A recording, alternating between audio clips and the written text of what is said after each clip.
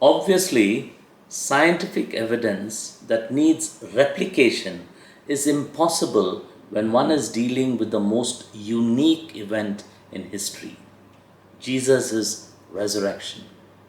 But the authenticity of his resurrection can be validated using historical and logical evidence.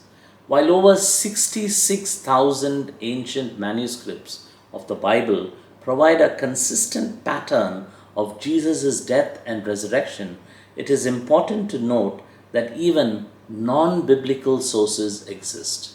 The most famous is the record of Josephus, a first century Jewish historian who, in his 20-volume account of Jewish history, writes, "Now there was about this time Jesus, a wise man, if it be lawful to call him a man. For he was a doer of wonderful works, a teacher of such men as received the truth with pleasure. He was the Christ. And when Pilate, at the suggestion of the principal men amongst us, had condemned him to the cross, those that loved him at the first did not forsake him. For he appeared to them alive again the third day, as the divine prophets had foretold." Moving from historical to logical reasons of Jesus' resurrection, while many exist, I limit myself to 4. First, Jesus died.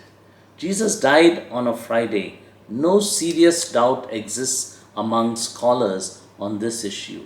In 1986, the Journal of the American Medical Association published a peer-reviewed medical study of Jesus' death that concluded clearly the weight of the evidence indicates Jesus was dead even before the wound was inflicted. Second, the empty tomb. On the third day, Sunday, Jesus' tomb was empty. Not even Jesus' opponents disputed this fact. The tomb that was sealed by the Romans with a large stone covering it and a soldier guarding it was found empty. The best evidence of the empty tomb is that when the disciples began proclaiming that Jesus had risen, all that his opponents could say was, "The disciples stole the body." Frank Morrison's well-researched book, Who Moved the Stone, published in 1930, is an excellent read, giving logical reasons why his resurrection cannot be disputed. Contact me if you're interested in reading it. Third, there were eyewitnesses. Most of what the world accepts today as ancient history comes from just one or maybe 2 ancient sources.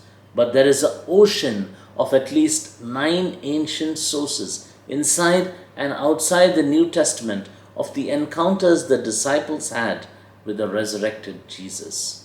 For 6 weeks after his resurrection, Jesus appeared to a variety of groups in different locations. Once, he even appeared to over 500, a huge number for it to be a fabrication. The people he appeared to didn't just see him, but walked, touched, and ate with him. Fourth, the transformation of his disciples. The clincher for me is the transformation of his disciples. This group of 11 men who fled and hid when Jesus was arrested suddenly had no fear of death and fearlessly proclaimed publicly that Jesus was the risen Lord. What removed all the fear of human authority and death threats?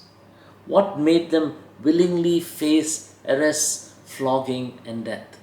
There is no other logical explanation than what they proclaimed. We have seen the Lord. Let me ask you a simple question.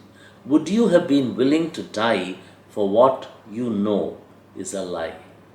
May God bless us as we answer Jesus' question, "Who do you say I am?"